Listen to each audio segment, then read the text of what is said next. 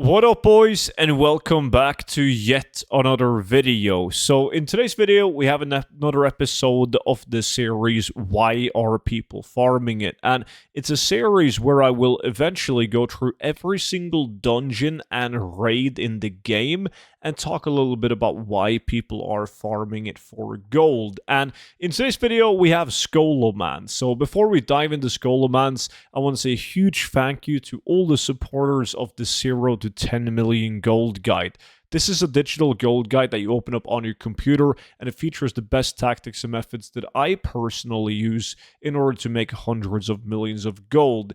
The best part about it is the fact that you only got to get it once, and then it comes with a lifetime of free updates. So whenever we get a new patch like player housing, or even a brand new expansion like Midnight, I update the exact same gold guide with the new best methods, and then I send that version to your email completely for free. So you can find it linked down below in the description.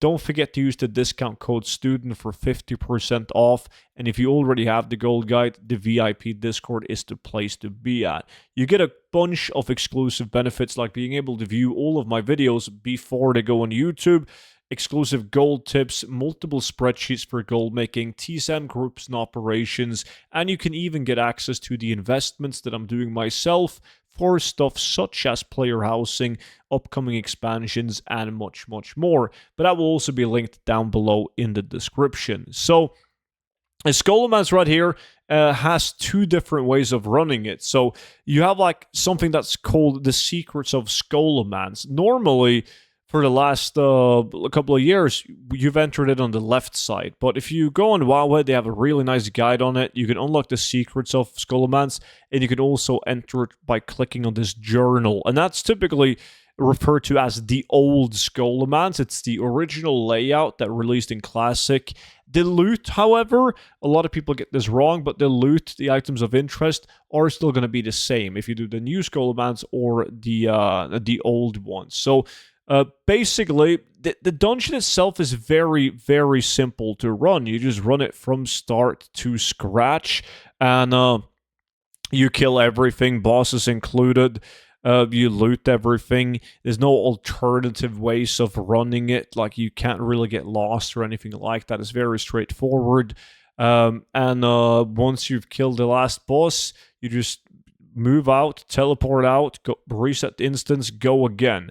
It's not the biggest dungeon. You can easily do 10 runs an hour, one run in less than 6 minutes. But the question is, like, why are people doing it? Now, a lot of people are under the assumption that people are doing it because it's nice, steady gold. That's not really the truth. Like, the reason why people say that is because you're getting materials such as Dark Rune and Essence of Undeath running the dungeon, but the amounts are super, super slow. You also get the Invader's Scourge Stones, which can be handed in, and then you can buy like patterns and plans and so on with the bargaining chips, but it's a very low amount compared to running Nax Ramos, so that's not really a good enough reason to do it. In my opinion, the only reason why people are and should be running Scholomance is due to the specific Scholomance blue items. Blue items that can only drop inside of Scholomance. And there's a couple of good ones. Like, you have Belt of the Ordained, and it's not a unique appearance, but it still has a pretty good value. You have Bone Brace Hauberk, which is a very, very rare item, even though it isn't unique appearance.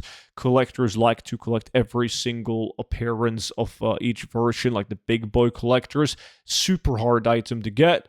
You can get the Coldstone Slippers as well, Icy Tomb Shoulders. You can get the Malefic Bracers and the Tattered Leather Hood. The problem with a lot of these items is that when the Secrets of Scholomance came out, there was so many people that had to run Scholomance. So it cost a massive amount of these items to be posted on the auction house, which also reduced the value of them. But that's been on like going upwards lately, because you don't have as many people running Scholomance anymore. So a lot of these items are going up in value.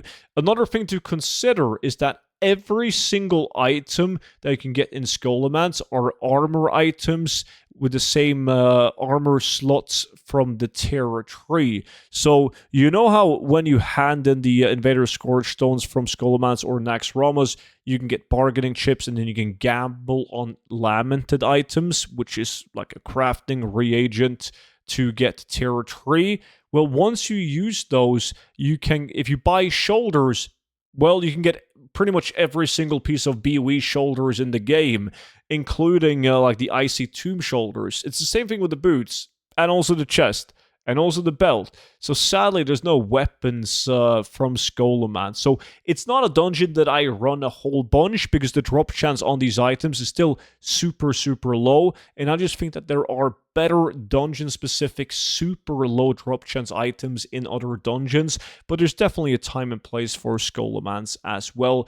But I would pick a lot of dungeons over Scholomance in terms of a gold farm. So if you ever wondered why people are farming Scholomance, that would be the reason right there. Now, I'm super excited to feature more dungeons in this series as well. If you got any suggestions of what dungeon you want me to cover up next, please let me know down below in the comment section. Subscribe to the YouTube channel if you want to see more videos like this. And of course, don't forget to check out the 0 to 10 million gold guide alongside with the VIP Discord. Thank you all so much for watching, and I will see you all back in at tomorrow's video. But until then, bye-bye.